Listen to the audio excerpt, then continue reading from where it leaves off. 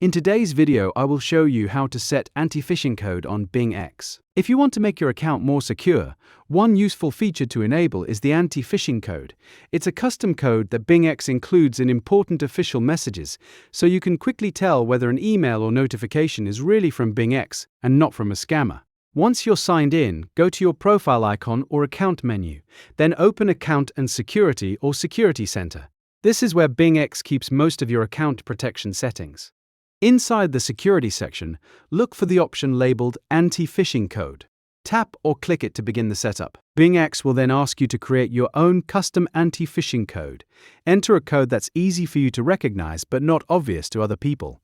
BingX recommends using a memorable string with more than 10 characters, so avoid something too short or too simple. After entering your anti-phishing code, continue to the verification step.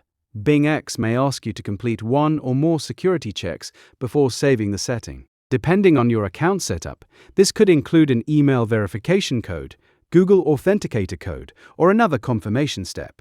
Once you enter the required codes and confirm, BingX should save the anti-phishing code to your account. From that point on, important official messages from BingX should include the anti-phishing code you created.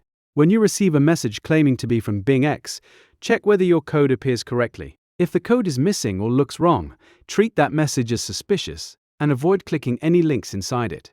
BingX specifically recommends using this feature as an extra way to identify phishing emails and fake messages. If you ever want to change the code later, go back to the same Security Center section and open the anti-phishing code setting again. And that's it. That's how to set an anti-phishing code on BingX.